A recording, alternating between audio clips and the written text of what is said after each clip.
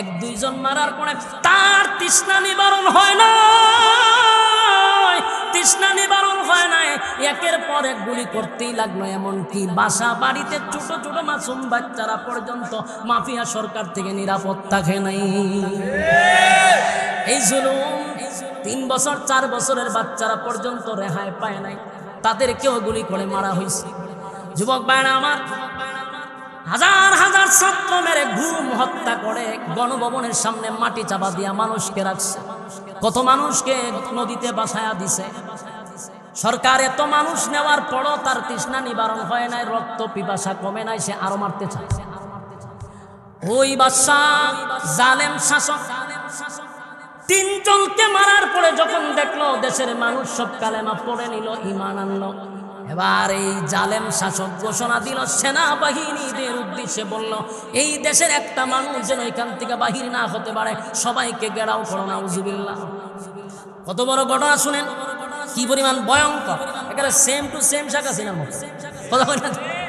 আন্নারি যাতিল ওয়াকুদ, এই গর্তের ভিতরে আগুন ধরায় দিছে, পাইছেন না আগুন?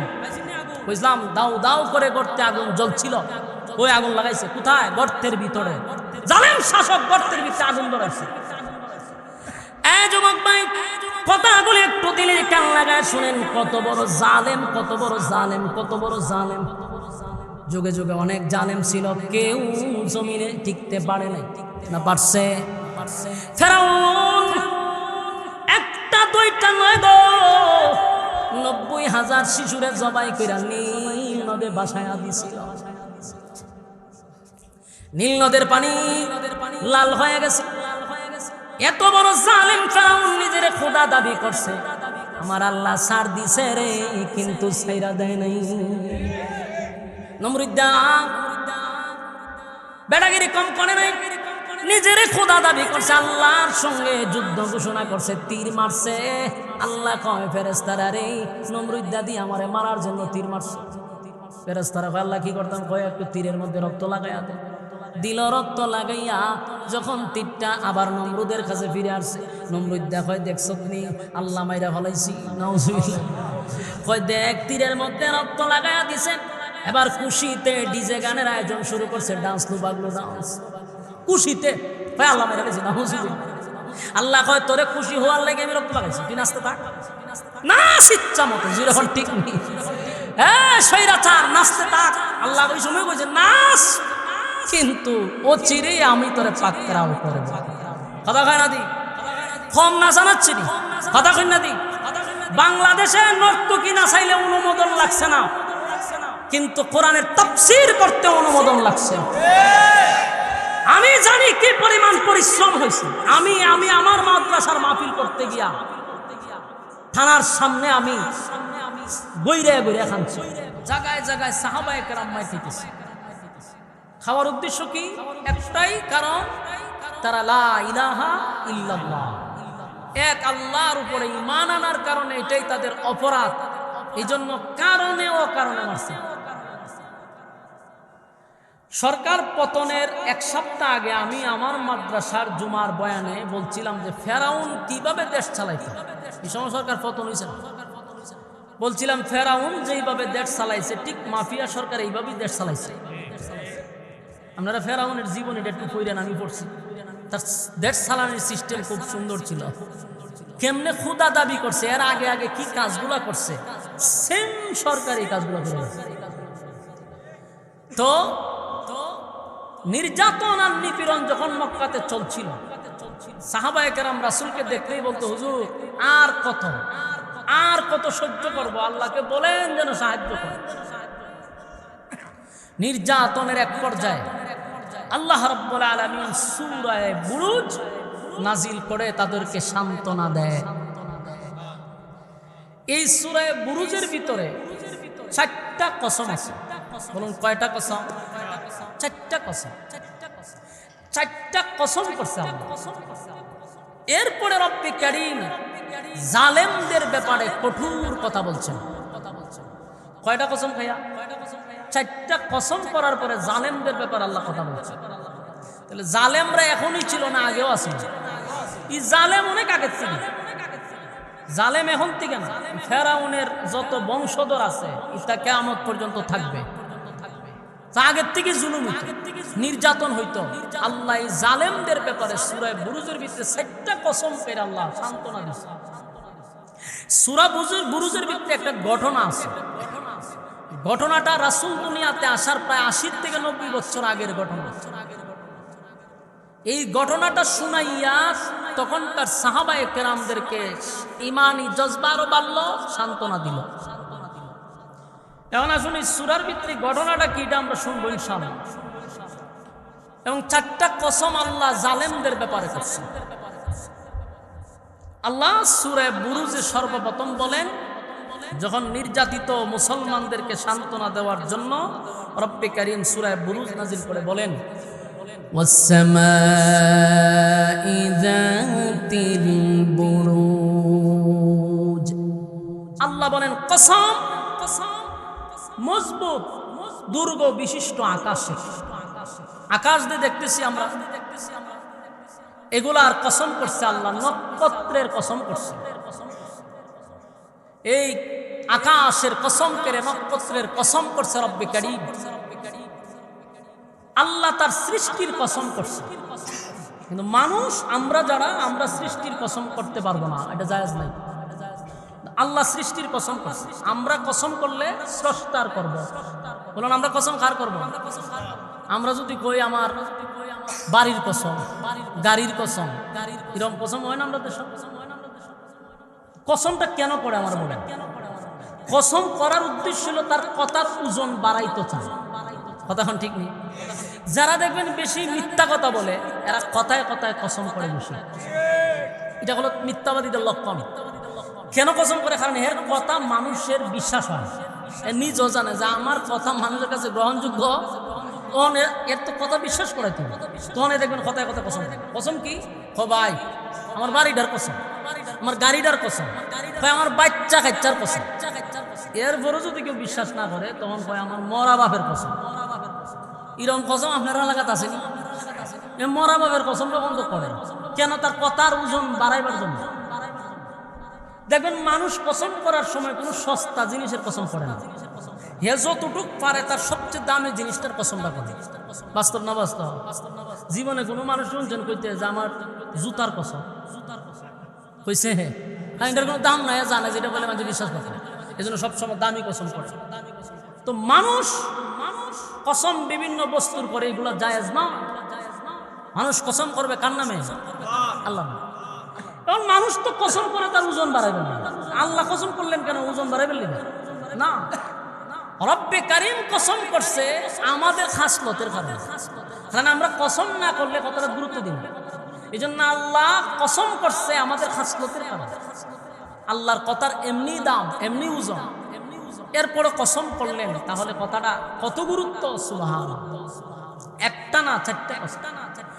والسماء ذات البروج واليوم الموعود। আল্লাহ বলেন والسماء ذات البروج, আকাশের কসম, নক্ষত্রের কসম, তারকার কসম করছেন। দ্বিতীয় আয়াত আল্লাহ বলেন কিয়ামত দিবসের কসম, যেদিন বিচার করা হবে, যেদিন মানুষকে মালিক ইয়াউমিদ্দিন, যেদিন আল্লাহ নিজে বিচারক হবেন, সেদিন আল্লাহ অপরাধীদেরকে যেদিন দাঁড় করাবে, পুনরায় জীবিত করে যেই মাঠে দাঁড় করাবে, সেই দিনের কসম করছে। কথা কি বুঝতেছে? আল্লাহ নিজে এক সময় বিচারক। বলুন ওই বিচারকে আমরা বাংলাদেশের বিচার হইব? কথা হয় না? বাংলাদেশের বিচার না, আল্লাহ নিজে বিচার। আল্লাহ বলেন সেই কিয়ামত দিবসের কসম। এরপরে বলেন ওয়াশাহিদিন ওয়া মাশহুদ। আল্লাহ বলেন আরাফার কসম, জুমার দিনের কসম। যেই দিনটা ঘুরে ঘুরে আসে এটা হলো জুমার দিন। আর আরাফার দিনের কসম। ওয়াশাহিদিন ওয়া মাশহুদ, এখানে 2টা কসম। আগে 3 আয়াতে 3 কসম, আর এই আয়াতে 2 কসম। আগের 2 আয়াতে 2 কসম, এই আয়াতে 2 কসম। তাহলে কটা কসম হলো? 4টা। প্রথম আয়াতে এক কসম, দ্বিতীয় আয়াতে এক কসম, আর অশাহিদি ওয়া মাশহুদ এই আয়াতে দুই কসম, তাহলে চারটা কসম। এই চার কসম করার পর আল্লাহ কি বলেন শুনেন, কুতিলা আসহাবুল উখদুদ। চারটা কসম করে আল্লাহ বলেন গর্ত খননকারীর উপরে আমি আল্লাহর অভিশাপ, মানে জালেমদের প্রতি আমি আল্লাহর অভিশাপ। বলুন জালেমদের প্রতি কার অভিশাপ? আল্লাহ বলেন জালেমদের প্রতি আমি আল্লাহর অভিশাপ। যারা জালেম, যারা গর্ত খননকারী, তাদের উপরে আল্লাহ স্বয়ং অভিশাপ দিয়েছেন। বাসার সূরত আছে নি? কথা ভিন্ন দি। মাফিয়া সরকার 2041 বলছিল, তসবিহ জপছে যে 41-এর আগে লামতাম, কিন্তু আল্লাহ হয় তোদের উপরে আমি আল্লাহর অভিশাপ। কুতিলা আসহাবুল উখদুদ, তোরা গর্ত খননকারী, তোদের উপরে আমি আল্লাহর অভিশাপ। কল্পনা করছে শেখ হাসিনা যে গদ্দির তেলামন লাগবো, আগের দিন পর্যন্ত কি পাওয়ার দেখাইছে, পতনের দিনও পাওয়ার দেখাইছে, পতনের দিনও শত শত ছাত্রের বুকে ফাঁকির মতো গুলি করে মারছে। সে ভাবে নাই যে 41 পর্যন্ত তখন এটা চিন্তা আছে, কিন্তু সকাল বেলার ধনী, সন্ধ্যা বেলার ফকির। শেখ হাসিনা এরকম হয়েছে, সকালে আসেন ধনী, বিকাল বেলায় 45 মিনিটের আলটিমেটাম, হয় থাকেন আনালে যান, শেষে বাকছে। ঠিক তো আল্লাহ বলেন কুতিলা আসহাবুল উখদুদ, জালেমদের প্রতি আমি আল্লাহর অভিশাপ, গর্ত খননকারীর উপরে আমি আল্লাহর অভিশাপ। এখন এখানে গর্ত খননকারীর উপরে অভিশাপ, গর্তটা খনন করলো কে, এটা আমাদের জানা দরকার। কথা বলেন না দি, এই ঘটনাটাই এই সূরার ভিতরে একটা ঘটনা আছে, এটা আপনাদের সামনে উপস্থাপন করব যদি আল্লাহ তৌফিক দেয়। এরপর আল্লাহ বলেন আন্নারি যাতিল ওয়াকুদ, যে গর্তে দাউ ধাউ করে আগুন জ্বলছিল। কোন গর্তে আগুন দাউ দাউ করে জ্বলছিল সেটা সামনে আলোচনা হবে ইনশাআল্লাহ, তবে খালি শুধু হেডলাইনগুলো মুখস্থ রাখেন। আন্নারি যাতিল ওয়াকুদ, যে গর্তে দাউ দাউ করে আগুন জ্বলছিল। ইযহুম আলাইহা কুউদ, যখন তারা সেই গর্তের কিনারায় বসেছিল, কারা বসেছিল সেটাও আপনাদেরকে সামনে বলা যাবে। এরপর আল্লাহ বলেন ওহুম আলা মা ইয়াফআলুনা বিল মুমিনিনা শুহুদ, ঈমানদারের সাথে তারা যা করেছিল সেটা তারা দেখেছিল। কি করেছিল, কি দেখেছিল, সামনে আলোচনা হবে ইনশাআল্লাহ। এরপর আল্লাহ বলেন ওমা নাকামু মিনহুম ইল্লা আন ইউমিনু বিল্লাহিল আজিজিল হামিদ, ঈমানদারের সাথে তাদের কোনো শত্রুতা ছিল না, একটাই শত্রুতা, কেন তারা ঈমান আনলো এক আল্লাহর উপর। বলুন ঈমানদারের সাথে শত্রুতা কি? ওই যে এক আল্লাহর উপর ঈমান আনছে, এটাই তাদের শত্রুতা। আল্লাহ রাব্বুল আলামিন বলেন ঈমানদারের সাথে তাদের অন্য কোনো বিষয় ছিল না, বিষয় একটাই, কেন তারা ঈমান এনেছে। আল্লাযী লাহু মুলকুস সামাওয়াতি ওয়াল আরদ ওয়াল্লাহু আলা কুল্লি শাইইন শাহীদ, তিনি আকাশ ও পৃথিবী, যিনি আকাশ এবং পৃথিবী সৃষ্টি করছেন সেই আল্লাহ বলেন আকাশ আর পৃথিবী সৃষ্টি করছি, সেই আল্লাহ সব দেখছে। যিনি আকাশ জমিন সৃষ্টি করছেন সেই আল্লাহ দেখছে কিনা? কথা কইনা দি, 15 বছর যে জুলুম আর নির্যাতন হয়েছে আল্লাহ দেখছিল কিনা? কথা কয় না। রাতের গভীরে গিয়ে একজন ফাঁসির কাস্টের আসামিকে নিজ হাতে জবাই করা, সেটা আল্লাহ দেখছিল? দেখছে। মানুষকে কারণে অকারণে আপনি গুম করছেন, হত্যা করছেন, আয়না ঘরে বন্দী করে রাখছেন, সেটা কি আল্লাহ দেখে নাই? এমন ভয়াবহ নির্যাতনের কথা এক একটা ভাবে বাইরে আসতেছে, যা শরীরের লোম দাঁড়ায়া যায়। সর্বনাশ সর্বনাশ, ভয়াবহ পরিস্থিতি বাংলাদেশে হয়ে গেছে। উলামায়ে কেরামদেরকে কারণে অকারণে নির্যাতন করা হয়েছে, টুপি দাড়ির প্রতি মানুষের বিদ্বেষ তৈরি করা হয়েছে, আলেমদেরকে মানুষের কাছে ছোট করার জন্য বিভিন্ন ভাবে কেলেঙ্কারিতে জড়াইছে। কারণ আলেমদেরকে মানুষ যেই মহব্বতটা করত, আলেমদের প্রতি মানুষের যে সম্মান আর ভক্তি আর শ্রদ্ধা, এই জায়গাটার থেকে সরানোর জন্য বাংলাদেশের অসংখ্য আলেমদেরকে বিভিন্ন ভাবে হেউ করার জন্য নাটক সাজানো হয়েছে। শাইখুল হাদিস ইবনে শাইখুল হাদিস বলছেন যে শুধুমাত্র আমাকে পাবলিকের কাছ থেকে, সাধারণ মানুষের কাছ থেকে দূরে সরানোর জন্য এই নাটক করছে তারা। এরকম তো একজন না, শত শত আলেম ওলামা। ওই যে আল্লাহ কয় আমি সব দেখেছি, আল্লাহ কি কয় আমি সব দেখছি। জালেমদের প্রতি আমি আল্লাহর অভিশাপ।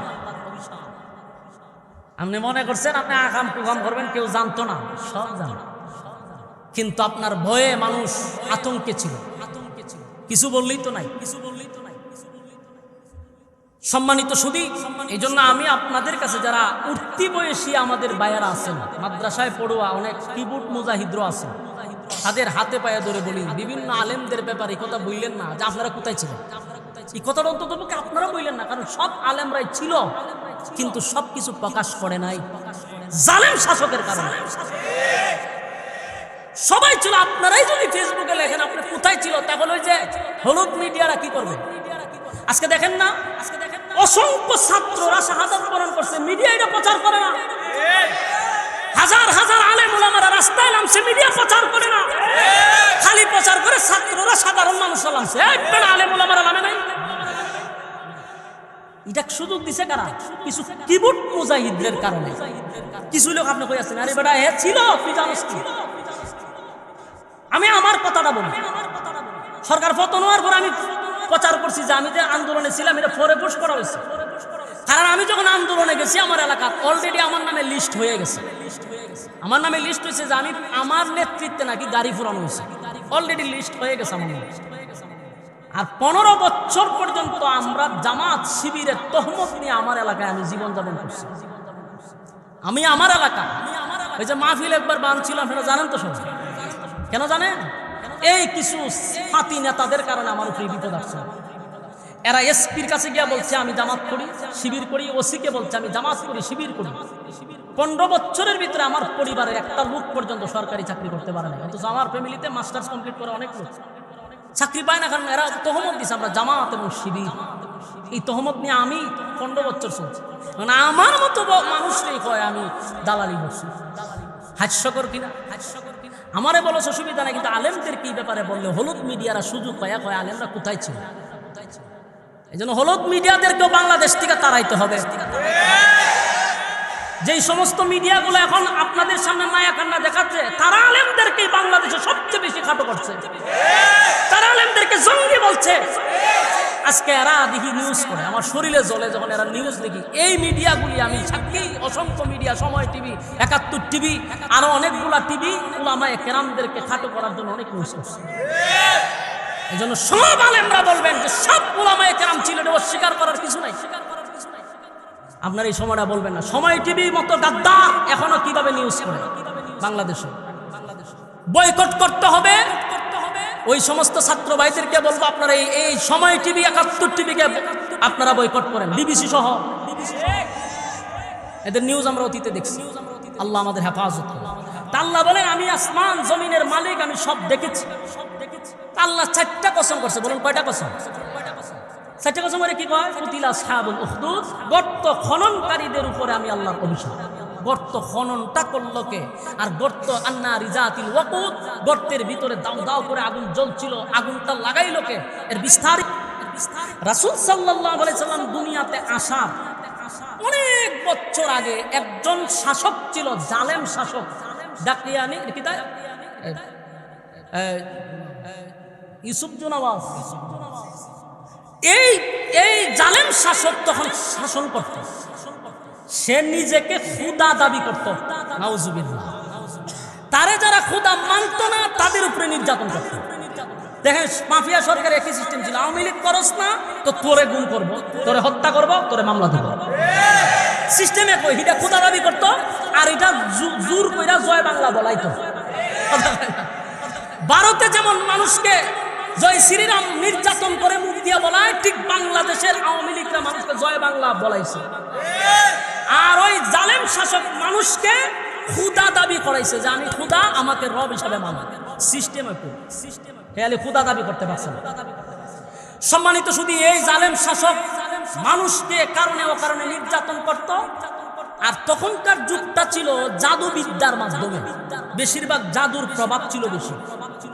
তো বাদশার রাষ্ট্রীয় খরচে একজন জাদুঘর ছিল, সে জাদুবিদ্যা শিখাইতো মানুষকে। রাষ্ট্রীয়ভাবে যে জাদুঘর ছিল একটা পর্যায়ে বৃদ্ধ হয়ে গেছে, মানে বার্ধক্যে পৌঁছে গেছে। তো বাদশার কাছে বলল যে স্যার, আমি তো বৃদ্ধ হয়ে গেছি, বার্ধক্যে পৌঁছে গেছি, এখন আমি যদি মারা যাই তাহলে আমার পরবর্তীতে কে আপনাকে জাদুবিদ্যা শিখাবে এবং আপনার রাষ্ট্র ধরে রাখবে? এমন একজন লোক আমাকে দেন যেন আমি তাকে জাদুবিদ্যা শিখাই মরতে পারি। তবে একটা ব্রেইনি ছেলে লাগবে, মেধাবী লাগবে, তরুণ লাগবে। বাদশা সারা দেশ তল্লাশি করে একজন মেধাবী ছাত্র জাদুঘরের হাতে দিচ্ছে। জাদুঘর তারে প্রতিদিন জাদুবিদ্যা শিখায়, এটা রাষ্ট্রীয় খরচ। তো এই ছেলে প্রতিদিন রাস্তা দিয়া যায় জাদুবিদ্যা শিখতে। হঠাৎ করে একদিন দেখে হুজুরে রাস্তার পাশে বয়ে বয়ান করে। যেমন মনে করেন এই রাস্তা দিয়ে একজন যাইতেছে, কেন ওয়াজ চলতেছে, সে ওয়া দাঁড়াইছে। এই যুবক রাস্তার দাঁড়ায় দেখে হুজুরের কথা তো খুব সুন্দর, খুব চমৎকার কথা বলে, আচ্ছা আর একটু শুনি, 10 মিনিট সময় এখানে দিচ্ছে। আবার চলে গেছে জাদুগিরের কাছে। প্রতিদিন সে এই হুজুরে ওয়াজ করে প্রতিদিন, আর সেও প্রতিদিন 10 মিনিট এই হুজুরের বয়ান শুনে। শুনতে শুনতে একদিন করে সব বনা শুনি, যা বলে সব তো সঠিক, আমার যুক্তিতে মিলছে, আমার কাছে ভালো লাগছে, তাহলে উনি কোন ধর্ম, আমি উনার কাছে এই ধর্ম গ্রহণ করি। এই হুজুরের কাছে গিয়া এই যুবক কালেমা পড়া ঈমান আনছে। সুবহান। যেই ছেলেটা রাষ্ট্রীয় খরচে জাদুবিদ্যা শিখে, সে কালেমা পড়ছে এই মুসলমানের কাছে। তো জাদুবিদ্যা শিকার জন্য যায় আর হুজুরের কাছে তালিম নেয়। তালিম প্রতিদিন শুনতে শুনতে কালেমা পড়ছে। এখন ফাদরি বলল, শোনো তুমি কালেমা পড়ছো, বিষয়টা গোপন রাখো, কারণ জালেম শাসকের কাছে টিকা যাবে না, তাই গোপনে গোপনে দিনের খেদমত করো। যুবক গোপনে গোপনে দিনের খেদমত করে আর প্রতিদিন জাদুবিদ্যা শিখে। একদিন হঠাৎ করে রাস্তা দিয়ে যখন যাচ্ছিল, হঠাৎ করে দেখে অনেক মানুষের সমাগম এক জায়গায়। রাস্তা পার হতে পারতেছে না মানুষের কারণে। যুবক গিয়ে দাঁড়ায় দেন, সব বনা সেখানে ভয়ঙ্কর এক প্রাণী। এই প্রাণীর ভয়ে মনে করেন একটা বাঘই রাস্তার মাঝখানে বসে থাকলে আপনারা যাইবে, তখন এই দিকের মানুষও দাঁড়ায় আছে, এই দিকের মানুষও দাঁড়ায় আছে। যুবক দাঁড়ায় চিন্তা করলো যে এখন এই জায়গার থেকে কিভাবে যাওয়া যায়। হঠাৎ করে মাথায় আসছে যে আমি এই দেশের সব মানুষ বাদশাকে খুদা মানে, আর আমি খুদা মানি যিনি আসমান জমিনের সৃষ্টিকর্তা, উনি হলেন আমার রব। তাহলে এখন একটা পরীক্ষা করা দরকার। একটা ডিল হাতে নিয়ে বলতেছে মনে মনে যে আমি বাদশার নাম নিয়ে ডিল মারলাম, যদি এই প্রাণীটা মারা যায় তাহলে বুঝবো বাদশা সঠিক খুদা। এবার তিনি পাথর নিয়ে যখন ওই বাঘের উপরে ঢিল মারছে, বাঘ মরে নাই। এবার দ্বিতীয়বার একটা পাথর নিয়ে মনে মনে চিন্তা করলো, আমি যে রবের উপরে ঈমান আনছি, রব যদি সঠিক হয় তাহলে এখনই বাঘ মারা যাবে। ঢিল মারতেই বাঘটা সাথে সাথে মারা গেছে। বলুন তো দেখি, এই যুবকের ঈমানের স্পিরিট বাড়ছে না কমছে? বেড়ে গেছে। সব বনা। তাহলে আমি যে রবের কাছে ঈমান আনছি সেই রবই তো সঠিক। আর উপস্থিত যারা দাঁড়ায় আসিল এরা এই দৃশ্য দেখিয়া ওই সব বনা, এই যুবক তো সাধারণ কোনো যুবক না। খন এই যুবকের কেরামতি বাড়ছিল। আমরা যদি কথা কই না, আমরা দেশে কোনো ফিরে যদি ফু দিয়া ডিম পাড়ায় কি পরিমাণ মুড়ি দান তার বাড়বো। কথা কই না দি হে ল্যাংটাও অসুবিধা নাই, জড়াও অসুবিধা নাই, কিন্তু ফু দিয়া যদি ডিম পাড়াই তারে তাহলে আমরা কাশিনী সব থেকে বড় বুজুর্গ যাব। কথা কই ঠিক নেই? কাশিনী সব দারুল দেওবন্দ থেকে ফাঁস করে এলো, তার কাছে দাম নাই, পাবলিকের কাছে দাম নাই, কারণ ফু দিয়ে ডিম পাঠাইছে। কেরামতি গেছে বাইরে। যুবক এর এই কেরামতি দিক মানুষ সব বনাজি। যুবক তো সাধারণ যুবক না, সিরিয়াল লাইন ধরে লেছে। প্রতিদিন তার কাছে মানুষ যায় যে আপনি তো সাধারণ কোনো লোক না, আমি এই রূপ নিয়ে আসছি, আপনি আমার ভালো করে দেন। যুবক বলল, দেখো আমি ভালো করার কোনো মালিক না, যিনি ভালো করেন তিনি কে?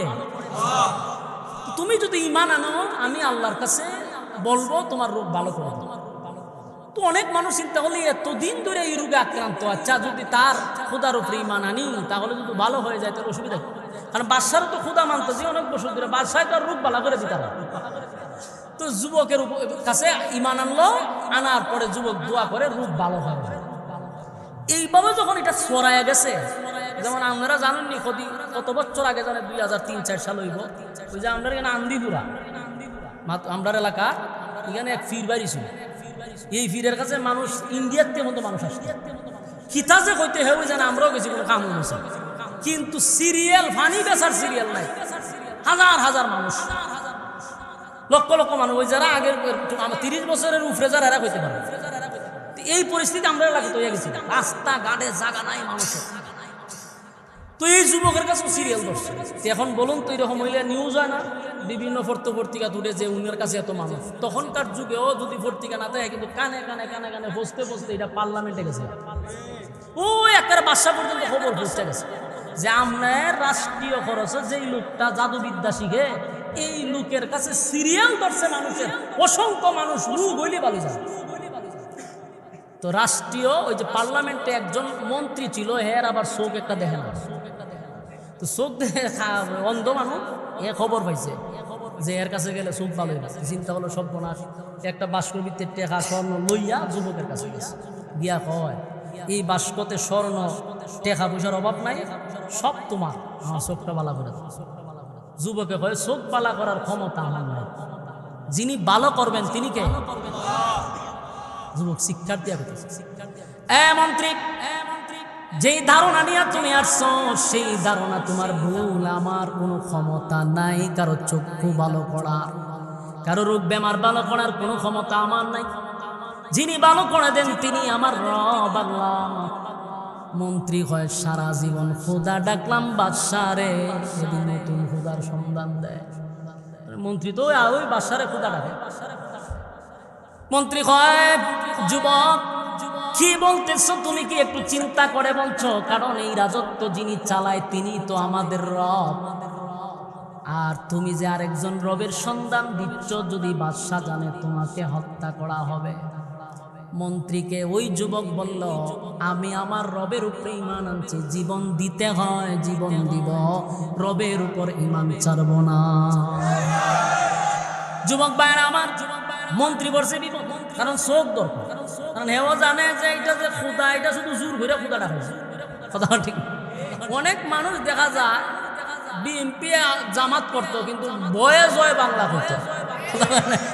কথা না ঠিক, বয়ে হইতো যে জয় বাংলা জয় বঙ্গবন্ধু হইতো নি মানছে, বয়ে হইতো, ভিতর দিয়া খুঁজছি। মন্ত্রী কয় আমি তো ভয়ে ভয়ে খালি খুদা ডাকি, আসলে হ্যাঁ খুদা না এটা বালা করে জানা, কিন্তু অন খুদা না ডাকলে তো রক্ষা। আর আমার যদি চোখ ভালো হয়ে যায় তাহলে রব বললে অসুবিধা কি? যুবক তখন মন্ত্রীরে বলার পরে মন্ত্রী সিদ্ধান্ত নিল আমি আমার চোখের জন্য আমি তোমার রবের উপরে ঈমান আনব। যুবক কালেমা পড়াইছে, পড়াইয়া ঈমান আনছে। এবার যুবক দোয়া করে আল্লাহ তুমি তার চোখটা ভালো করে দাও। যুবক এমন এক পর্যায়ে গেছে তার দোয়া কবুল, সুবহান। সাথে সাথে মন্ত্রী চোখ ভালো না। আপনারা কাছে একটা কথা বলছি, যে সারা জীবন অন্ধ হে যদি হঠাৎ করে চোখ পায় কিতা করবো? কথা হয় না দি, চোখ ভালো দেহে সব বনাস। পৃথিবী এত সুন্দর, মানুষের চেহারা কোয়ালিটি এরকম আমি তো জানতাম না। হে জেরে দেহেরে টিপা যায়, এরে সিমটি মারে, এরে ডেক্কা মারে, এরে ঠেলা মারে। এটা তো নতুন দিয়েছে, মানুষ দেখি বিরক্তি জানে, কারণ মানুষ দেখে মানুষের গুতা মারে। পার্লামেন্টে গিয়ে অন্যান্য মন্ত্রী গুতা মারে, টিপা মারে। মন্ত্রী ওই ঘটনা কি রে? এ তো অন্ধ মানুষের একটা খাসলত দেখবেন, এরা ইরম ইরম করে চোখে না দেখলে ঠিক নেই। ওখানে ওপেন যখন বসে রয়েছে সন্দেহ লেগেছে যে লক্ষণ গিয়ে চোখে দেখে, হয়ে রে এত অন্ধ না, এত চোখে দেখে। ঘটনা কি? বাদশার কাছে খবর গেছে যে স্যার মন্ত্রী চোখে দেখে। কোটি কি কয় বলো, হ বাদশা রে মন্ত্রী খারাপ, মন্ত্রী খারাপ, তুই কি দেখস নি? বলে দেখি। তো তোর চোখ ভালো হইলো কেমন? তাই আমার রব ভালো করে দিছে। বাদশায় মনে করছে রব তো আমি না। তখন হয়তো তুই আগে হইবে না, যদি আগে হইতে তো আমি আলাদা একটা বিশাল একটা ইয়ে করতাম, আয়োজন করতাম, সাংবাদিক রাখতাম 71 টিভির আর সময় টিভির, এটা প্রচার করবার লাগে। ঠিক তুই যে হঠাৎ করে হইয়া লাইলে এটা প্রচার হবো কেন? 71ও নাই, সময় টিভিও নাই। তখন মন্ত্রী কয় বলে রে সারা জীবন তো বাটপারি কম করছ, নিজেরে খুদা দাবি করছস, মাফিয়া স্টাইলে দেশ চালাইতেছস। তোর খুদা ওইবার কোন অ্যাঙ্গেলে তোর খুদা মানন যায়নি। আমরা বাদশা হয়ে চোখের সাথে হাতের মুখও পড়ছে। বাদশা তুই জানাস নি খারসান না কথা খারিয়া কর বলে জানি তুই একটা জালেম, জালেম শাসকের সামনে দাঁড়ায় কথা বলছিস। বাদশাহ কয় লক্ষণ তো বালা না রে, আমার পার্লামেন্টে দাঁড়াইয়া তুই আমার বিরুদ্ধে কথা বলস, হ্যাঁ তারে গ্রেফতার করো। ওই যে জয় বাংলা না হইলি গ্রেফতার করো। বাদশাহ হয় খুদা না মানলি গ্রেফতার করো।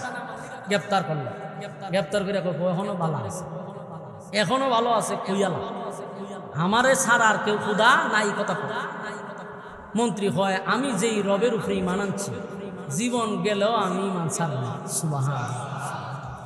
চিন্তারও বিষয়, আমরা বাপ দাদার থেকে মুসলমানের ঘরের মুসলমান, কিন্তু আমাদের ঈমান এখন পর্যন্ত এত শক্ত হয় নাই। মন্ত্রী সবে মাত্র ঈমান আইন না, যেইভাবে তার ঈমান মজবুত হয়েছে, আমরার ভিত্তি এরকম নাই। সম্মানিত শুধু তখন বাদশাহ বুঝলো যায় রে এমনি হইতো না, পানিশমেন্ট দিতেই কইল রিমান্ডে ঢুকা। রিমান্ডে নিয়া পাও হাত বাইন্দা যেইভাবে হাসিনা বাইরেছে এইভাবে হাত পাও চোখ বাইন্দা ফিডানি শুরু করছে।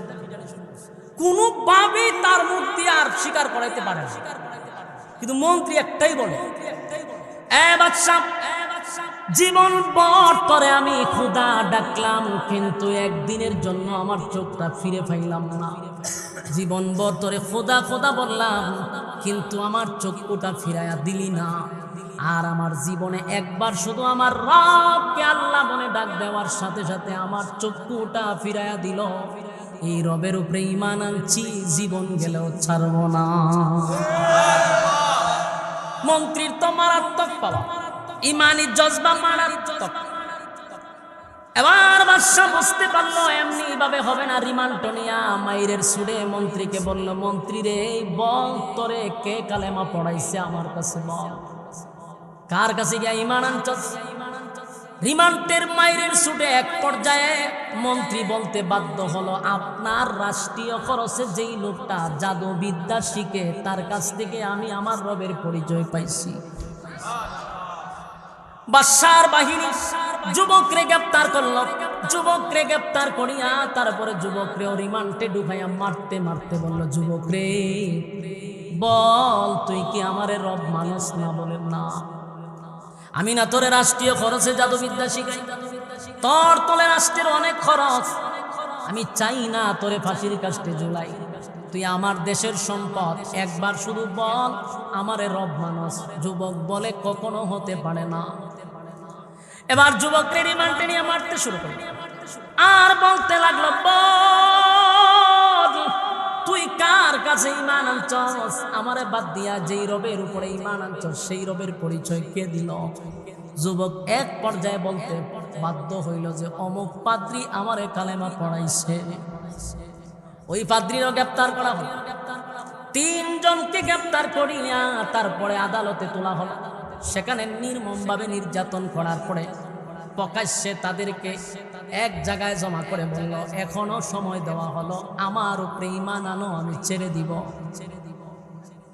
যখনই তারা মানতে ছিল না, তখন সর্বপ্রথম মন্ত্রীর মাথার উপরে করাত লাগায় রাখলো। করাত ছিল না ভোড়া, এই যে গাছ কাটে, এই করাত মাথার উপরে রাখছে। বুঝতেছেন ঘটনা? বুঝতেছেন?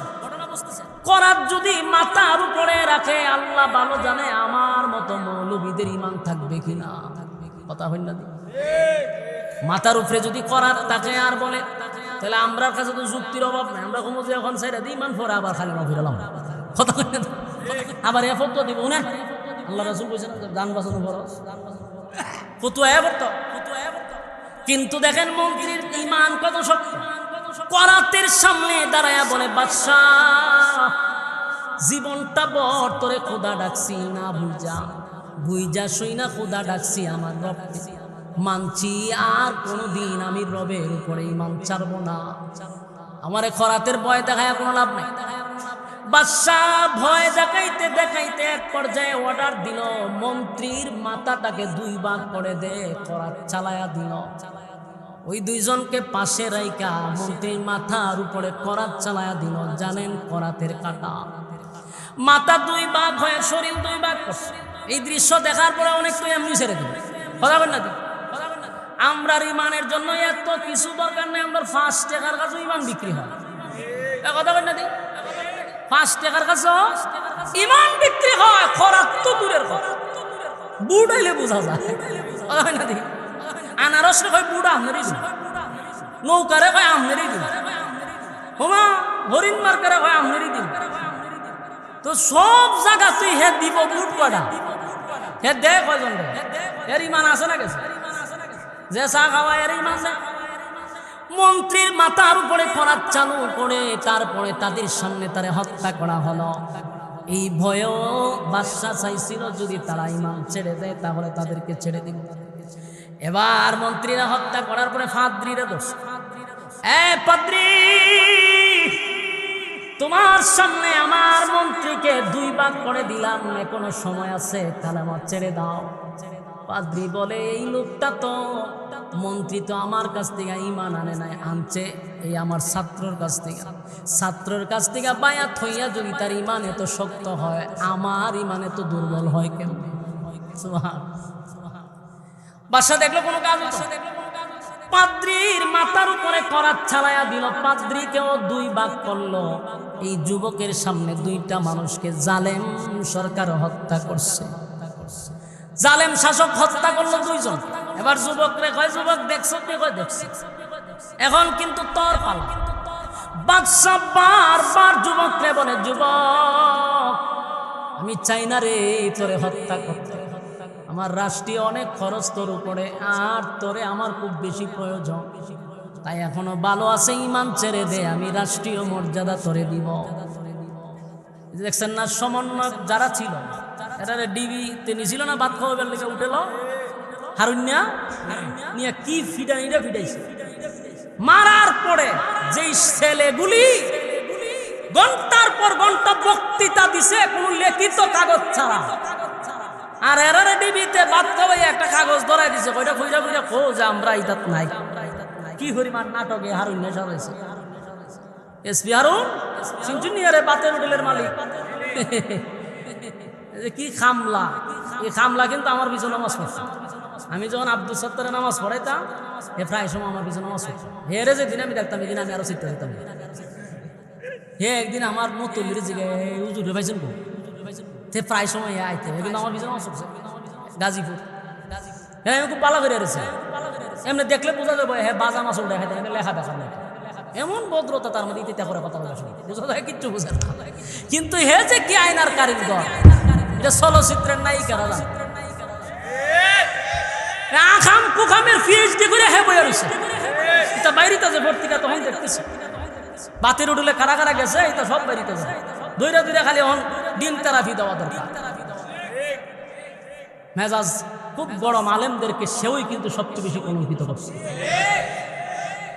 এর বিচার বাংলাদেশের মানুষ দেখতে চায়। হে কই আছে এটা তুকায় বাই করে, এটা তুকায় বাই করার দরকার। সব আলেমদেরকে হে অপমান করছে। এবার দেখেন জালেমদের পতন আল্লাহ আগেই কইছে, আমি 4 কসম করে বললাম জালেমদের উপরে আমি আল্লাহর অভিশাপ অভিশাপ অভিশাপ।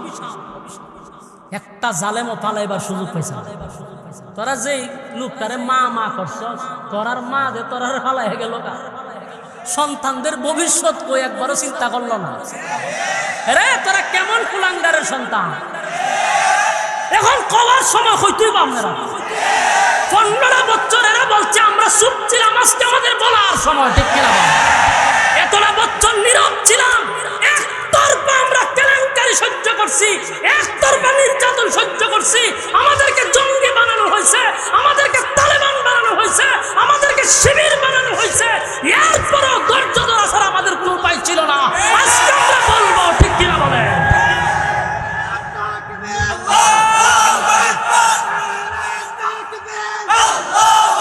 সম্মানিত সুধী, আরেকটা কুলাঙ্গার ব্রাহ্মণবাড়িয়ার জমিনে বিজ্ঞ আলেমদেরকে ওপেন গালাগালি করছে। সেই উবাইদুল মুক্তাদিরকে তালাশ করে বাড়ি করতে হবে, তার গায়ে চামড়া দিয়ে জুতা বানানো হবে, ঠিক কিনা বলে? এই দালালকে যেখানে পাইবেন এর দইরের চামড়া দিয়ে প্রত্যেকের জুতা বানানো হবে। প্রশাসনের হাতে আগে দিবার আগে আপনারা চাষ করলে জয় বাংলা করে দিবেন, জয় বাংলা। 16-15 বছর ব্রাহ্মণবাড়িয়ার উলামায়ে কেরামদেরকে ডাইরেক্ট ওপেন গালাগালি করছে। তার কারণে অসংখ্য ব্রাহ্মণবাড়িয়ার জামিয়ার ছাত্ররা শাহাদাত বরণ করছে। প্রতিটা রক্তের ফোঁটার হিসাব নেওয়া হবে উবাইদুল মুক্তাদিরের কাছ থেকে, ঠিক কিনা বলেন? এর কিছু দালাল আছে টুফি দাড়িওয়ালা দালাল, বাস্তব না বাস্তব? খুব লাফাইছে না, এর কারণে ব্রাহ্মণবাড়িয়া তারা মিছিল করার সুযোগ পাইছে, অনেক কিছু করছে, এর কম না। নির্বাচনে অফেন তারা তার পক্ষে সাফাই গেছে, এদেরকেও বাইর করা দরকার। সম্মানিত শুধু ব্রাহ্মণবাড়িয়ার মানুষ, শহীদ বাড়িয়ার মানুষ ভুলে গেলে চলবে না। সারা দেশে চিন্তা করা লোক হেরেলিয়া আপনারা চিন্তা করেন কথা এখন বুঝতে পারছে? হেরেলিয়া খালি চিন্তা কই আছে, গর্তের থেকে বাইর করা দরকার। সম্মানিত শুধু আল্লাহ বলেন ওয়াস-সামাই যাতিল বুরুজ ওয়াল ইয়াউমিল মাউউদ ওয়া শাহিদিন ওয়া মাশহুদ। আল্লাহ বলেন চার কসম কুতিলা আসহাবুল উখদুদ, গর্ত খননকারী জালেম শাসকদের উপরে আমি আল্লাহর অভিশাপ। সম্মানিত শুধু যুবকরে বারবার কইতাছে রে কালেমা ছেড়ে দে, বারবার তারে প্রেসার দেওয়া হচ্ছে কালেমা ছেড়ে দে। এবার যুবকরে বলতেছে দুইজনকে হত্যা করছি তোর চোখের সামনে, এখন তোর ফালা, কি করবি সিদ্ধান্ত নে। যুবক কয় এতক্ষণ আমি দাঁড়ায়া দেখছি, প্রথম যাকে শাহাদাত বরণ করছে সে আমার কাছ থেকে আইসা ঈমান গ্রহণ করছে, আর যারা আপনি হত্যা করলেন তার কাছে আমি ঈমান গ্রহণ করছি। এই দুইজনকে হত্যা করার মূল পিছনে হলে আমার কারণ, কারণ আমি প্রকাশ না হইলে তো তারা প্রকাশ হইত না, কারণ আমার কারণে এরা দুজনকে আপনি মারছেন, আর আমি বুঝি আপনার রব মানে নেন, ভাবলেন কেন? বরং সেই যুবকের বক্তব্য হলো যে এদেরকে যেইভাবে শাস্তি দিয়েছেন এর থেকে কঠিন শাস্তি দিলেও আমি আপনাকে রব মানবো না। সুবহানাল্লাহ। যুবকের ঈমান কি পরিমাণ! বাদশা কই দিলে একটা বালা কথা কইছ, তুই যদি ঈমান আনতেই না তাহলে এর থেকে কঠিন শাস্তি দেই তোরে দিই। বাদশা প্ল্যান করলো যে একটা কাজ করে হেরে এমনি হইতো না, কারণ এই দেশের মানুষ আমারে খুদা মানে, এই দেশের মানুষ আমারে জয় বাংলা বইয়া ডাকে, এই দেশের মানুষ আমারে বঙ্গবন্ধুর কন্যা বইয়া ডাকে, তো সুতরাং আমারা যারা জয় বাংলা না কয় এদেরকে শেষ করতে হবে। এখন দেশের মানুষ এই যুবকের অবস্থা দেখে যদি আবার আমারে খুদা মানা ছেড়ে দেয় তাহলে তো আমার জন্য মুসিবত, রাজ্য চালাবো কেমন? তাই যুবকরে এমন দৃষ্টান্তমূলক শাস্তি দিব দেশের মানুষ যেন আতঙ্কে থাকে। চিন্তা করতেছেন সিস্টেম বুঝছেন নি? যে সিস্টেমই ওই যে এই সিস্টেম, একজন আলেমরে নিয়ে যখন গুম করে তো অন্য আলেমরা সর্বনাশ, তাহলে ঘরে তখন যেত, এরকম আতঙ্ক সৃষ্টি করছে। যুবকরে করলো কি সেনাবাহিনীর দ্বারা, যে হেরে কাজ করবা পাহাড়ের উচ্চ টিলায় তুলবা মানুষের সামনে, ওখান থেকে হাত পাও বাইদা তারে ধাক্কা দিয়ে ফেলাই দিবা, যেন মানুষ দেখে ভয় পায় সবার সামনে। যুবকরে হাত পাও বাইদা লয়ে গেছে, পাহাড়ের উঁচু টিলায় নেওয়ার পরে তারে ধাক্কা দিয়ে ফেলাবে। যুবক আল্লাহর কাছে একটা দোয়া করছে, আল্লাহ আপনি রব, আপনাকে আমি বিশ্বাস করি, আমি আপনার কাছে দোয়া করি আল্লাহ এই সমস্ত জালেমকে আপনি ধ্বংস করেন, আমারে জীবিত রাখেন, বাদশার একটু খেলা দেখানো দরকার। আল্লাহ যুবকের দোয়া কবুল করছে। যারা নিচে তারা মারার লেগে এরা পাহাড়ের উপরে সবগুলা সাইজিয়েছে, সাইজিয়া সব টিমের শেষ। যুবক আস্তে আস্তে বাদশার দরজার সামনে আছে, কিন্তু ফালায় নাই, যুবক পালায় নাই, বাদশার দরজার সামনে দাঁড়ায়, কেমন আছে বাদশাহ? বাহিনী কোন বাহিনী কেন বর্তই গেছে? হ্যাঁ রে বাহিনী পাঠাইলাম তোমারে শেষ করবার লাগে, তুমি যে আমার কাছে ফিরে আসলা হেরা কো বলে এরা শেষ করে লিখছে। আল্লাহ ধরছে, আল্লাহর পাকড়াও বড় মারাত্মক। এখন বাদশাকে সব বোনা সেটা কেমনে বলে আমি মারছি, আমার রব এরা শেষ করছে। এখন বাদশা পড়ছে চিন্তা, বাদশা কইতে এমন হইছে তোরে আরেকবার শেষ করতে। এবার তার আরেক বাহিনী দিয়া যুবকরে হাত পাও বাইন্দা লইয়া গেল সাগরের মাঝখানে, ওখানে নিয়া তারে খাইটা তারপরে ফেলাই দিবা যাতে সে আর বাইসা না উঠতে পারে, ফেটমেন্ট কেটে লইবা। হেরা তারে খুব গর্ব করে নিছে সাগরের পাড় নিয়া, সাগরের মাঝখানে নিয়ে এখন তারা ফেলাই দিবে। যুবকের দোয়া করে, আল্লাহ আপনি আমার জীবিত রাখেন, এরা ধ্বংস করে, বাদশার সাথে আমার আরো কিছু হিসাব আছে। আল্লাহ দোয়া কবুল করছে। সাগরের পাড়ে যেটা গেছিল বাতাসে সব করে পানি সুবাই গিয়া আল্লাহ সব করে শেষ করছে। যুবক আস্তে করে সাগরের পাড়ে আইসা সুন্দর মতো আবার বাদশার সামনে খালি হয়, কেমন আছে? বাদশা কই সর্বনাশ, বাহিনী কই? আর তুমি কই? বলে আমি তো সামনে। তো বাহিনী কই? বলে বাহিনী সাগরের পাড়ে শেষ। যে শেষ তো তোরে ঘর বললে হারাইছে, এহারা হইলো কেমন? বলে আমার রব শেষ করছে। বাদশার ভিতরে একটা ভয় ঢুকছে, বই ঢুকার কথা না, যারে ভাড়ায় উঠে হেদি বাচ্চা ঘটনা কি রে। বাদশা খুব আতঙ্কে আছে, লাস্টে বাইরে আমার কি করার আছে, তোরে তো শেষ করতেই বল। যুবক আমার মারাটা কি তোর বেশি বেশি সহজ? কারণ কি বলে, তুই বাচ্চা থাকলে আমার রাজত্ব টিকবে কিনা সন্দেহ আছে। কথা বুঝতেছেন? হ্যাঁ, কথা বুঝতেছেন? এই যুবক যদি বাচ্চা থাকে তার রাজত্ব চালাইতে সম্ভাবনা আছে, চিন্তার বিষয় আছে। ঠিক তেমনি ভাবে বাংলাদেশের আলেমদেরকে দমন করার একটাই কারণ ছিল শেখ হাসিনার, যে আলেমদেরকে যদি দমন না করতে পারি আমি রাজত্ব চালাইতে আমার সম্ভাবনা খুব কম, এই জন্য চেষ্টা চালাইছিল। এখন যুবকরে মারার বাসার খুব দরকার, যুবক হয়ে খুব বেশি দরকার। ঠিক আছে, তুই আমার এমনি মারতে পারবি না, মারতে যদি হয় আমার পরামর্শ নিয়ে মারতে হয়। কার পরামর্শ? যুবক হয় আমার পরামর্শ নিয়ে আমার মারতে হবে, তুইলে আমার মারতে পারবি না, অনর্থক চেষ্টা করে লাভ নেই। বাদশা কয় ভাই যেমনে খোঁজ এমনে মানতে রাজি, কিন্তু তোরে মারণ লাগবে। যুবক ঠিক আছে, একটা কাজ করো, আগামী অমুক দিন তোমার রাষ্ট্রের ভিতরে যত লোক আছে সব মানুষকে এক জায়গায় জমা করবা, জমা করে সেখানে একটা স্টেজ বানাইয়া আমার দাঁড় করাইবা, আমার একটা কুড়ির সাথে বাঁধবা, ভাইদা আমার রবের নামে তীর মারবা, আমি সাথে সাথে মারা যাব। তবে শর্ত হইল যদি আমার রবের নামটা সবার কান পর্যন্ত না পৌঁছে তাহলে আবার মারা যাবে। হয় 22 বার হয়ে বললে আমি সারা দেশে মাইকলি, কিন্তু আমার তোরে মারা জরুরি। হয় কেউ যদি গড়ে থাকে তা হইতো না, হয় তোররা বললে আমি 144 জারি করে দিব। সারা দেশে শুরু হইলো বাহিনী দিয়া, হেউ গড় থাকলে মেরে গেল। তো মানুষ কি আর গড় থাকবো? আপনার গড় দূষা না বাইনি একা বলে খালকা যদি গড় দিয়ে গুলি করুন, আপনার গড় থাকবে। এরকম ভয়ভীতি দেখাইয়া সব মানুষটা একটা জায়গায় না দোলা করছে, এক জায়গায় জমাইতে করছে। এবার যুবক রে স্টেজে দাঁড় করাইছে, দাঁড় করায় যুবক হয় আমার রবের নামে যদি তীর মারো মারা যাবে, তবে জুড়ে আমার রবের নাম নিতে হবে। বলে ভাই ঠিক আছে। যদি কালেমা ছড়াইয়া দেয় তাহলে তারে যে খুদা মানতো এটা আর চলবে না। তো যুবক মরা মানে বাদশা বাচ্চা গেছে, এই হলো তার টার্গেট। এখন যখন যুবক রে মাইরা লেছে বাদশা তো আনন্দ, কিন্তু ঘটনা তুই গেল না, ঘটনা তার একটা করতে গেছে। এখন যেই যুবক রে তীর মারলো এর আগে আরো 2টা তীর মারছে, মানে আল্লাহর নাম সারা মরে না। যখন আল্লাহর নাম বলছে যুবক মারা গেছে। যুবক মারা যাওয়ার পরে দেশের মানুষ যারা উপস্থিত ছিল এরা কয় এই যুবক কোন রবের নাম বলে, যেই রবে তার কথা শুনে। বাদশা আগে তারে তীর মারলো, মরল না। বাদশা তারে পাহাড়ের উচ্চ টিলার থেকে ফালাইলো, মরল না। সাগরের মাঝখানে নিল, সে মরল না, বাহিনী মরে যা। কিন্তু যুবক যখন বললো আমার রবের নাম নিয়ে আমাকে তীর মারো, যুবক মারা যায়। তাহলে রবটাকে এই অবস্থা দেখিয়া সমস্ত মানুষ এক বাক্যে কালেমা পড়ে ঈমান আনছে। মারছে কয়টা? 3 জন। মারছে কয়জন?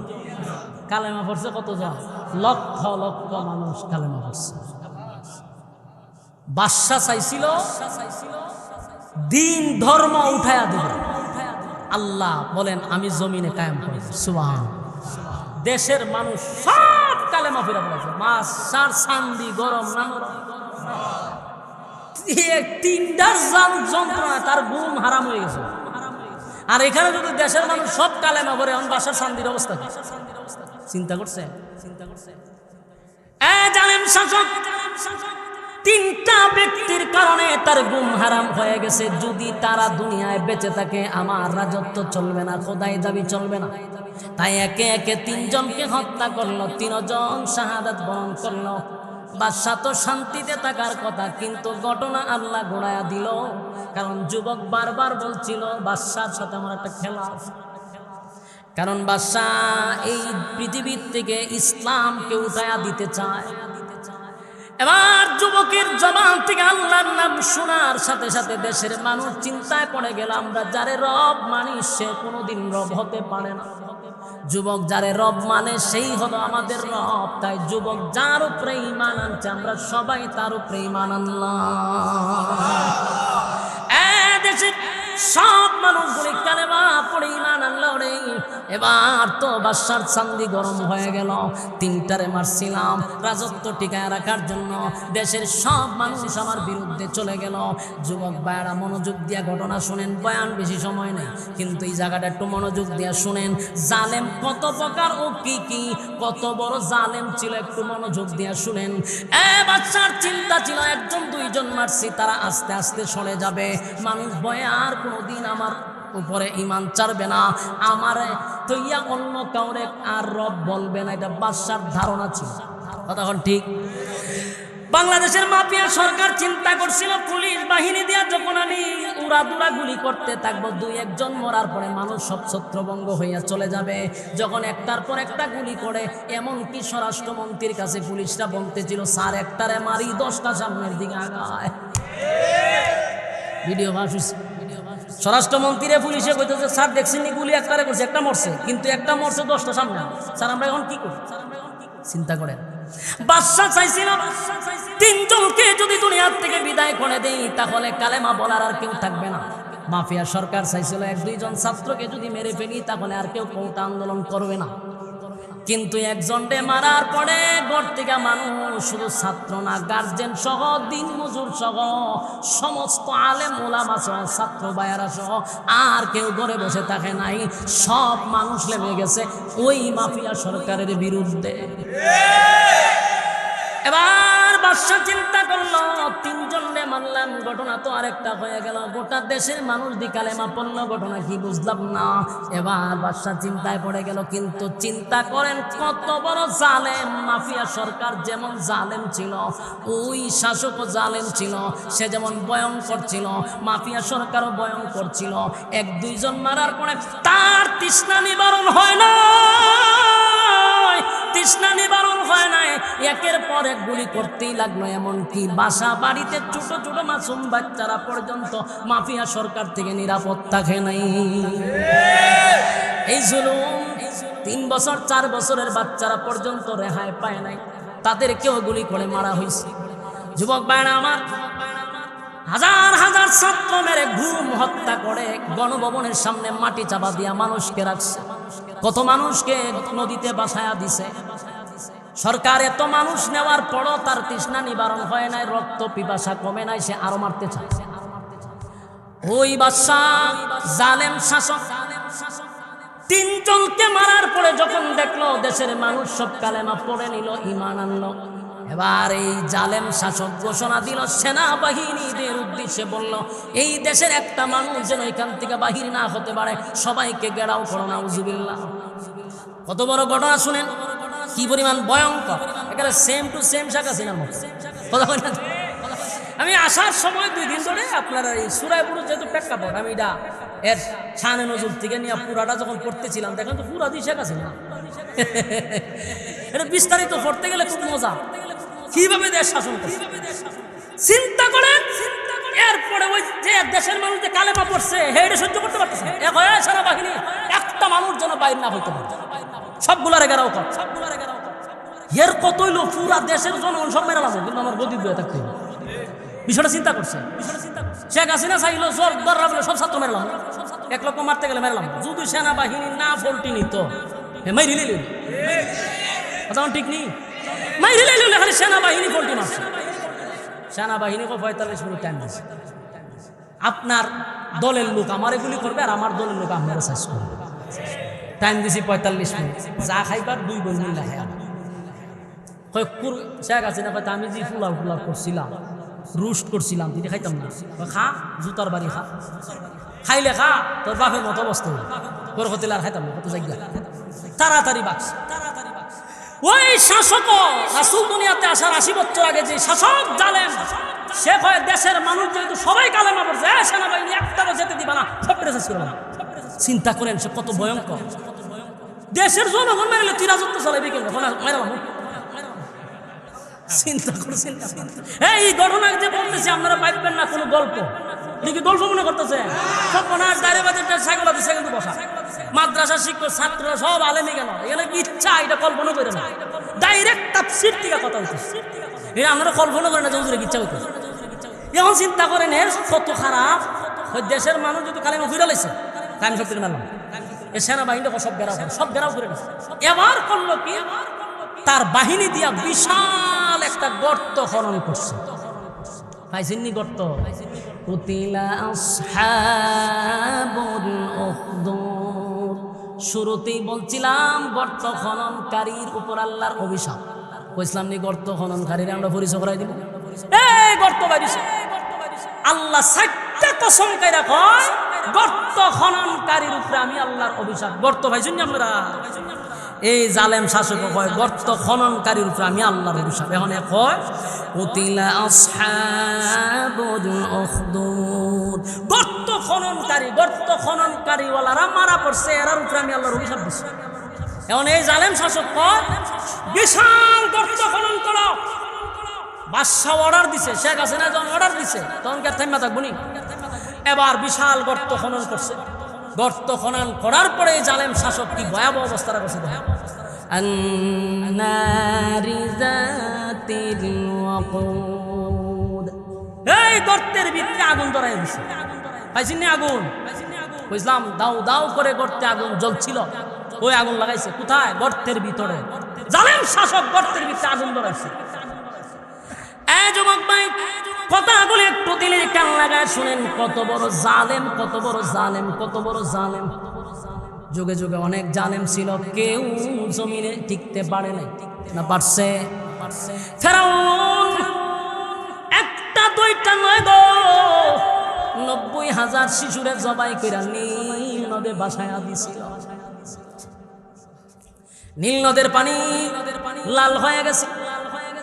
এত বড় জালেম ফেরাউন নিজের খোদা দাবি করছে। আমার আল্লাহ ছাড় দিছে রে, কিন্তু ছাইরা দেয় নাই। নমরুদ্দা বেড়াগিরি কম করে নাই, নিজের খোদা দাবি করছে, আল্লাহর সঙ্গে যুদ্ধ ঘোষণা করছে, তীর মারছে। আল্লাহ কয় ফেরেশতারা রে, নমরুদ্দা দিয়ে আমারে মারার জন্য তীর মারছে। ফেরেশতারা কয় আল্লাহ কি করতাম? কয় একটু তীরের মধ্যে রক্ত লাগাইয়া দে। দিল রক্ত লাগাইয়া। যখন তীরটা আবার নমরুদের কাছে ফিরে আসছে, নমরুদ দেখো দেখছো তুমি আল্লাহ মাইরা ফলাইছি। নাউজুবিল্লাহ। কয় দেখ তীরের মধ্যে রক্ত লাগাইয়া দিছে। এবার খুশিতে ডিজে গানের আয়োজন শুরু করছে, ডান্স টু বাগলো ডান্স।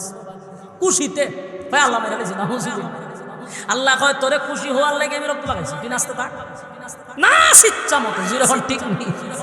হ্যাঁ সৈরাচার, নাচতে থাক। আল্লাহ ওই সময় কইছে নাচ, কিন্তু ও চিরে আমি তোরে পাকড়াও করব। কথা কয় না দি? কম নাচানাচ্ছি দি? কথা কই না দি? বাংলাদেশে নর্তকী নাচাইলে অনুমোদন লাগছে না, কিন্তু কোরআনের তাফসীর করতে অনুমোদন লাগছে। আমি জানি কি পরিমাণ পরিশ্রম হয়েছে। আমি আমার মাদ্রাসার মাহফিল করতে গিয়া থানার সামনে আমি গৈরায়া গৈরায়া খাচ্ছি। গৈরায়া গৈরায়া থানার সামনে আমি চিৎকার দিয়া খাইছি। ভিডিও যদি মানুষের কাছে যায়, আমার এলাকার মানুষ সাক্ষী, থানার সামনে আমি গৈরেছি আর খাচ্ছি, চিৎকার দিছি। কারণ তখন কিছু ফাতিনাতাগুলি প্রশাসনের কাছে বলছে সে জামাত শিবির করে, এর যদি আপনি অনুমতি দেন রক্তপাত হলে আমরা দায়ভার নিব না। তখনকার মন্ত্রী, আমাদের এলাকার মন্ত্রী ছিল, তার পিএসএসপি রে ফোন দিয়ে কয় সে জামাত শিবির করে, যদি রক্তপাত হয় আমরা দায়িত্ব নিব না। কি পরিমাণ নির্যাতিত নিপীড়িত আমি থানার সামনে খাচ্ছি সেদিন। আর বলছিলাম আমি আশরাফির শরীরে যদি এক ফোঁটা রক্ত থাকে মাহফিল করাবো ইনশাআল্লাহ। কিন্তু আল্লাহ এমন ভাবে খান্দন আল্লাহ কবুল করছে, 1 সপ্তাহের ভিতরে আবার মাহফিল হয়ে গেছে। সমস্ত বাধার মাদ্রাসা হয়েছে। মাদ্রাসা আর বলছিল ইট কুলে কুলে নিয়ে যাবে। বক্তব্য এখনো তাদের বক্তব্যগুলি আমি রাখছি। বলছিল একটা ইট কুলে আমার মাদ্রাসা নিয়ে যাবে, আমার ফিডের চামড়া রাখবে না। গ্রামগঞ্জে তারা মিছিল করছে, আশরাফির চামড়া তুলে দিব আমরা। কি পরিমাণ নির্যাতিত! একটা সপ্তাহ ঘর থেকে বাইরে পারছি না, লাঠি সুটা নিয়ে তারা বাজারে বসা ছিল। আমার এলাকার কথা বলতেছি। তারপরও মুখ খুলতে পারছি না, কারণ জায়গায় জায়গায় ফাতিনাতা আওয়ামী লীগের নেতাগুলি বসা ছিল। আমার টের দিত, সেই জায়গার থেকে তো আমি চাইছি। সব কথা তখন বলতে পারি নাই, নির্যাতিত ছিলাম। কারণ তখন বলতে গেলে মাদ্রাসা হইতো না। আজকে অনেক বায়েরা কিবুট মুজাহিদ আমার বিরুদ্ধে লেখার বলে কি করছে, আমি যদি তখনই বলতে যাইতাম মাদ্রাসা হইতো না। আজকে আমি বিশাল এরিয়া নিয়ে মাদ্রাসা করার আল্লাহ সুযোগ করে দিচ্ছি। তখন আমি কাজ করছিলাম, কথা বলছি কম, নির্যাতন সহ্য করছি। যুবক ভাইয়েরা এই জায়গার থেকে উঠতেছি। নির্যাতন কত প্রকার কি শুধু আমার গ্রেপ্তার করছে না, খালি এতটুকু। এখানে আমি চুপ ছিলাম, আমি মাজলুম ছিলাম, কথা বলতে পারি। তখনকার কিছু জোড়াওয়ালাদের পাওয়ার ছিল বেশি। এই জোড়াওয়ালারা প্রকাশ্যে বলছে আমরা সরকার পক্ষের লোক, এইভাবে বলছে এরা বক্তব্য। এই কিছুদিন যদি বিশ্বাস না হয় আমি আবার এগুলো আপলোড দিতে পারি, সবগুলা রাখছি। এরা যেইভাবে আমার উপরে নির্যাতন করছে, থানায় থানায় আমি ভিক্ষুকের মতো কাগজ নিয়ে ঘুরছি যে স্যার আমি এখানে নর্তকী নাচাইব না, একটা আলেমুল আমাদের একটা মাহফিল করে, ভিক্ষুকের মতো হাঁটছি। 50টা বছর হলো স্বাধীন হয়েছে, কোন হক্কানি কওমি আলেম আমার এলাকায় ঢুকতে পারে নাই। এই রেকর্ড আল্লাহ আমারে দিয়ে বানাইছে, আমি নিছি, আল্লাহ আমারে দিয়ে নেওয়াইছে। আমি এগুলো পেজ বিরাইছি। সম্মানিত শুধু তো যেটা বলতেছিলাম যে মাহফিল করতে গেলে অনুমোদন লাগতো, নর্তকী নাচাইতে অনুমোদন লাগতো না। সম্মানিত শুধু আবার আসুন, যেই কথা বলতেছিলাম, ফেরাউনকে আল্লাহ ছাড় দিছে, ছাইরা দিছে না। নমরুদ্দারে ছাড় দিছে, ছাইরা দিছে না। নমরুদ্দার নাচছে, রক্ত দেখছে তীরের মধ্যে, এরপরে হ্যাঁ লঙ্গি ডান্স দিছে। আল্লাহ হয় তোরে নাচবার লাগিয়ে আমি লাগাই দিছি, নাচতে থাক, তুই কত নাচতে দেখ কেন। শেষে ধরছি নি, কথা না কেমনে ধরছে? জুতা দিয়া। হ্যাঁ কি দিয়া? জুতা জুতা জুতা জুতা। ল্যাংরা একটা প্রতিবন্ধী, প্রতিবন্ধী বুঝুননি, এটা কোনো খামের না। এই প্রতিবন্ধী একটা মশা ছিল, কোনো খামো লাগে না। আল্লাহ হয়তো এখন কোনো খামেরই না, এর এই খামটা করাই দেয়। রে নমরুদ্দার বম্পাস্টিক মার্কা না খাই দিয়ে ঢুকাই দিছে। এ সুন্দর মতো মগজে গিয়া বইছে, বইয়া আবার জিব্রাইলের সঙ্গে তার একটা সিস্টেম করে দিছে। আল্লাহ জিব্রাইলের ফোন নাম্বার রাখ, যে কোনো সময় তারা ফোন দিবে।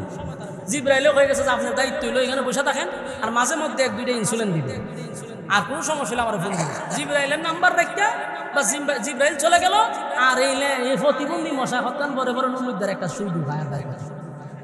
যখন সুইটা ঢুকে নমরুদ্দার 3টা নাচ দেব, গুরুটা নাচে আর ইতে দেখো। আল্লাহ ভাই আগে নাচছিলে লঙ্গি ডান্স, এখন কি নাচ দেয়? নাচতে থাক। যখন নাচ শুরু করছে অবস্থা তো খুব খারাপ। আপনি বুঝুননি, মগজ একটা কামড় দিলে কিরম লাগবে? সর্বনাশ, এটা যে সুই ঢুকায়। আবার প্রতিবন্ধী মশাগুলা যারা একটু প্রতিবন্ধী টাইপের, একটু বিতলাটা হয় বেশি, কথা ঠিক নেই। এক তো প্রতিবন্ধী মশা কতক্ষণ ভরে ভরে থাকা, জিব্রাইল হয়ে গেলে এত গণ না, একটু আস্তে আস্তে। তুই যেভাবে মারা শুরু করছ হেতে তো একবার নাইস হয়ে থাকবো, কিছু নাইস দেখ, কিছু নীরব থাকতে যায়। তখন আস্তে আস্তে একটা সুইটা ঢুকায়, আবার বাইরে তখন এত তাফায় তাফাইতে তাফাইতে হাতে উঠে ব্যথা। একজন লোক রাখছে কর্মচারী, তুই তোর কাজ কিতা? তোর কাজ হইলো খালি আমারে তাফা দিব। তখন তাফা দিল, দুঃখ পায়, লাড়িতে বাড়ি দিল, দুঃখ পায়। তখন হঠাৎ করে একদিন হে ব্যথা সহ্য না করতে পেরে জুতাটা মারছে বাড়ি। হ্যাঁ নিজের জুতা দিয়ে মারি মাইরা দে, হে এটা ছেড়ে দিছে, খুব আরাম হয়েছে। জিব্রাইল সাথে সাথে ফোন করে কইল যে এখন যে জুতাটা বাড়ি দিছে, এইরকম জুতাটা বাড়ি দিলে সাথে সাথে আমরা ছেড়ে দিবে। তখন মজা করে ঠিক আছে স্যার, এই কাজই করতেই। তখন হ্যাঁ একজনে চাকরি দিছে, যখন আমি অন্য কিছু তো বাড়ি দেওয়ার দরকার নাই, এটা তো বাড়ি দিলে খুব আরাম লাগে। তখন এ বেচারা চিন্তা করলো যে চাকরি তো একটা মজার চাকরি হয়েছে, বেতন দেখ আর না দেখ, যেই চাকরি আমি পাইছি। হারান আচ্ছা মনে করেন মাফিয়া সরকার রে যদি আমারে কইতো যে আমার চাকরি হইলো খালি জুতা দাম, আমি বেতন চাইলাম, সব পনাশ কত লাখ টাকা দিয়ে ঢুকতে হবে চাকরি দিটা কোন আমার। এই লোক চিন্তা করছে যে যাক সুযোগে পাইছে, এরকম বাইরে চাকরি পাওয়ার পরে হাতে প্রথম আনন্দে আনন্দে টাসটুস করে বাড়ি মারি। বিভিন্ন দেশ থেকে যখন তার কাছে মানুষ আসছে, যেহেতু প্রেসিডেন্ট ছিল, বিভিন্ন দেশের এমপি মন্ত্রীরা বসলে পরে যখন বাড়ি চাষ করে জুতা তো বাড়ি মারতে। তো বিভিন্ন দেশের কূটনীতিকরা কয় সব বনাস, এত বড় নির্লজ্জ বেহায়া, এর এদিকে কর্মচারী জুতা দাদিটা, এর সাথে কি এর বৈঠক মানুষ যেত। এই জুতার বাড়ি চাকরি অনেকদিন করার পরে এখন ও বিরক্ত হয়ে গেছে, কত বাইরে বেচারা বাথরুম করতে পারে না, অর্ধেক বাথরুম তো বাড়ি দিয়ে আবার বাথরুম ভরণ লাগে, খাইতে গেলে অর্ধেক বাড়ি দিয়ে আবার খাইতে গেলে বিরক্ত না, এমন বিরক্ত যে সব বোনাস হতো তো খুব শখে আমি চাকরি নিয়েছিলাম রে, এখন তো ঠিক মতো 1 মিনিটের বেশি বাথরুমও করতে পারি না, এর বাইরে আমি কোন সময় বাথরুম করবো করছে মহামসিবত। শেষে হয় যে আমি তো এমন শেষ চাকরি ছাইরা দিল আমার মারি লিব, আর চাকরি ছাইরা দিল মারবো, চাকরি করলো আমার ইটা করতো তাই মরে যাবো।